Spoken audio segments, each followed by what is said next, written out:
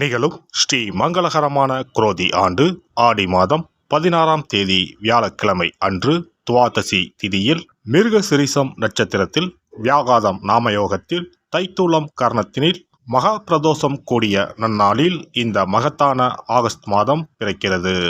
இம்மாத கிரகநிலை என பார்த்தால் ரிஷபராசியில் குரு பகவானும் செவ்வாய் பகவானும், கடகராசியில் சூரிய பகவானும் புதன் பகவானும், சிம்ம ராசியில் சுக்கிர பகவானும், கன்னிராசியில் கேது பகவானும் உள்ளனர். கும்பராசியில் சனி பகவான் வக்ர நிலையில் உள்ளார். மீனராசியில் ராகு பகவான் சஞ்சாரம் செய்கின்றார். இம்மாத கிரக பெயர்ச்சி என எடுத்துக்கொண்டால் ஆகஸ்ட் மாதம் 1ஆம் தேதியே சுக்கிர பகவானின் பெயர்ச்சி சிம்மத்தில் நடைபெறுகிறது. ஆகஸ்ட் 17ஆம் தேதி சூரிய பகவான் சிம்ம ராசிக்கு பெயர்ச்சியாகின்றார். ஆகஸ்ட் மாதம் 26ஆம் தேதி செவ்வாய் பகவான் மிதுன ராசிக்கு பெயர்ச்சியாகின்றார். ஆகஸ்ட் மாதம் 26ஆம் தேதி சுக்கிர பகவான் கன்னி ராசிக்கு பெயர்ச்சியாகின்றார். இம்மாதம் 31ஆம் தேதி புதன் பகவான் சிம்மத்திற்கு பெயர்ச்சியாகின்றார். இந்த கிரகங்களின் சஞ்சாரம் மற்றும் இடப்பெயர்ச்சியால் உங்கள் ராசிக்கு இம்மாதம் என்னென்ன பலன்கள் கிடைக்கப் போகின்றது என்பதனையும், அசுப பலன்கள் ஏற்படுமாயின் ராசிக்காரர்கள் செய்ய வேண்டிய பரிகாரம் என்ன, வழிபட வேண்டிய தெய்வம் யார் என்பதனையும் காண்போம். உங்கள் வாழ்வில் வளமும் நலமும் செல்வ செழிப்பும் பெற்று வாழ்வில் உயரிய நிலையை அடைய எல்லாம் வல்ல எம்பெருமானை வேண்டி விரும்பி கேட்டுக்கொள்கிறேன். ரிஷபராசி அன்பர்களே, இந்த மாதம் எதிலும் அவசரப்படாமல் நிதானமாக முடிவு எடுப்பது நன்மை தரும். உடல் ஆரோக்கியத்தில் முன்னேற்றம் ஏற்படும். மனதில் இருந்த குழப்பம் கவலை நீங்கும். தைரியம் உண்டாகும். வீடுமனை சம்பந்தமான காரியங்கள் அனுகூலம் தரும். தொழில் வியாபாரத்தில் எதிர்பார்த்த லாபம் கிடைத்தாலும் செலவும் அதிகரிக்கும். புதிய ஆர்டர்கள் பெறுவதற்கு கூடுதல் கவனம் செலுத்த வேண்டியிருக்கும். உத்தியோகத்தில் இருப்பவர்கள் தயக்கத்துடன் தங்களது பணிகளை செய்ய வேண்டியிருக்கும். எந்திரங்களை இயக்குபவர்கள் கவனமாக இருப்பது நல்லது. குடும்பத்தில் இதமான சூழ்நிலை நிலவும். கணவன் மனைவிக்கு இடையில் இருந்த கருத்து வேற்றுமை நீங்கும். பிள்ளைகளிடம் கவனமாக பேசுவது நல்லது. உறவினர்கள் வருகை இருக்கும். சொத்துக்கள் வாங்க எடுக்கும் முயற்சிகள் தாமதப்படும். அக்கம் பக்கத்தில் உள்ளவர்களிடம் இருந்து வந்த மனக்கசப்புகள் அகலும். பெண்களுக்கு எடுத்த முடிவை நிறைவேற்றுவதில் கண்ணும் கருத்துமாக இருப்பார்கள். எதிர்பார்த்த உதவிகள் தாமதப்படும். மாணவர்களை பொறுத்தவரை கல்வியில் வெற்றி பெற மிகவும் கவனமாக பாடங்களை படிக்க வேண்டும்.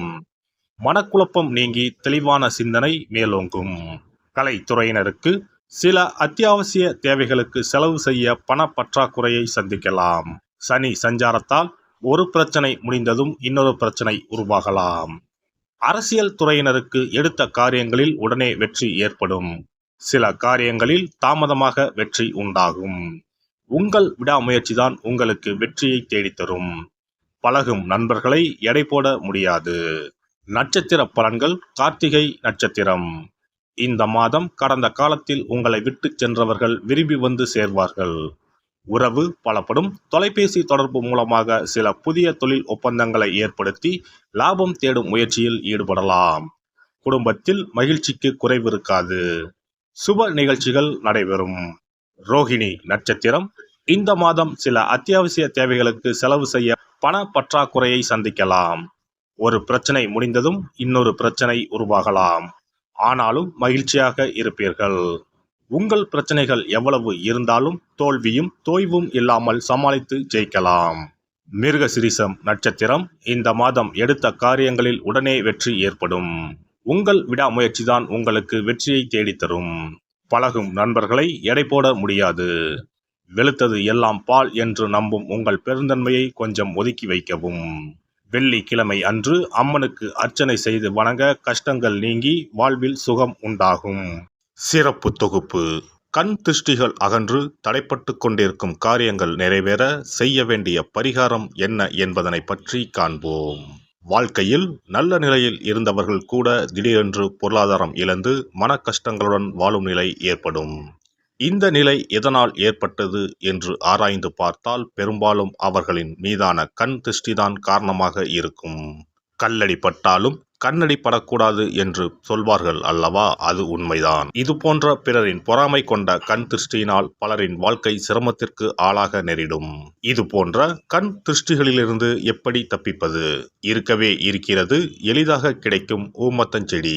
தெய்வ சக்தி நிறைந்த செடியாக கருதப்படும் ஊமத்தஞ்செடியின் காய், பூ, இலைகள் என அனைத்தும் தீய சக்திகள் விரட்ட பரிகாரத்துக்கு பயன்படுகிறது. பொதுவாக ஊமத்தம் காய்க்கு கெடுதலை அகற்றக்கூடிய சக்தி உண்டு. நம் வீட்டில் உள்ள எதிர்மறை சக்தியை அகற்றுவதற்கு ஊமத்தங்காய் தீபம் சிறந்த பரிகாரமாகிறது. தெய்வீக மகத்துவம் நிறைந்த ஊமத்தங்காய் மற்றும் பூவையும் எடுத்துக்கொள்ளுங்கள். வீட்டுக்கு அருகில் இல்லை என்றால் நாட்டு மருந்து கடைகளில் கிடைக்கும். இந்த 2 பொருட்களையும் மஞ்சள் தண்ணீரை கொண்டு நன்றாக கழுவி விடுங்கள். சிறிது நேரம் அவற்றிலுள்ள ஈரம் போக ஆறவிட்டு பிறகு அவற்றை ஒரு மஞ்சள் துணியில் குலதெய்வத்தை வேண்டி ₹1 நாணயத்தோடு சேர்த்து முடிந்து வீட்டின் நிலைப்படியில் கட்டி தொங்கவிடுங்கள்.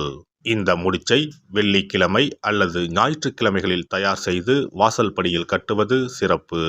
தினமும் வீட்டில் தீபம் ஏற்றி காண்பிக்கும் போது இந்த முடிச்சுக்கும் காண்பிக்கவும். இதேபோல் ஊமத்தம் இலைகள் கிடைத்தால் அந்த இலைகளை சுத்தமான மஞ்சள் தண்ணீரில் கழுவிவிட்டு அவற்றை கொண்டு வீட்டில் இருக்கும் விநாயகருக்கு திங்கள் கிழமைகளில் தொடர்ந்து அர்ச்சனை செய்து வர வேண்டும். ஊமத்தம் பூவையும் விநாயகருக்கு சூட்டலாம். 3 வாரங்கள் தொடர்ந்து திங்கள் கிழமைகளில் விநாயகருக்கு ஊமத்தை இலையால் அர்ச்சனை செய்து ஊமத்தம் பூவை சூட்டி வழிபட்டால் வீட்டில் உள்ள கெட்ட சக்தி நடமாட்டம் மற்றும் கண் திருஷ்டிகள் தீரும்.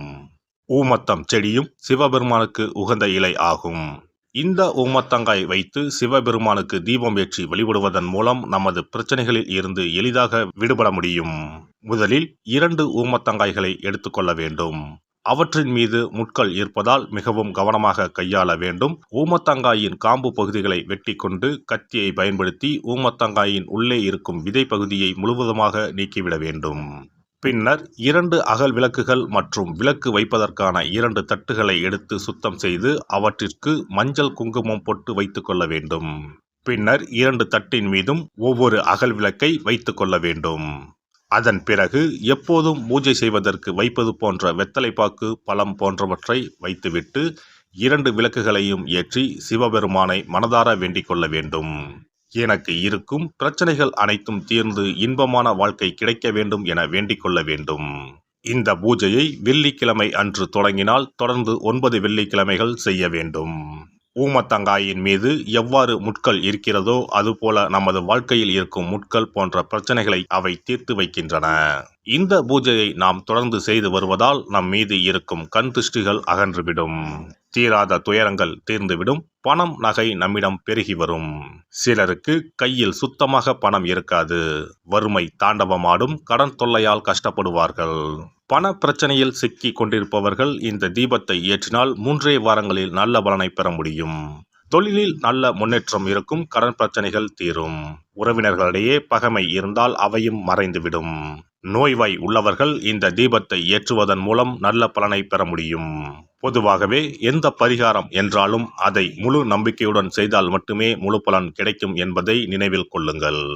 எல்லாம் வல்ல இறையருளால் நீங்களும் உங்கள் அன்பு குடும்பமும் உடல் நலம், நீலாயுள், நிறை செல்வம், உயர் புகழ், மெய்ஞானம் ஓங்கி வாழ்க வளமுடன். இந்த வீடியோ பதிவு உங்களுக்கு பிடித்திருந்தால் லைக் பண்ணுங்க, கமெண்ட் பண்ணுங்க, ஷேர் பண்ணுங்க. மறக்காம சப்ஸ்கிரைப் பண்ணுங்க. பக்கத்துல இருக்கிற பெல் பட்டனை கிளிக் பண்ணுங்க. நன்றி, வணக்கம். ஓம் நமச்சிவாய. சிவாய நம.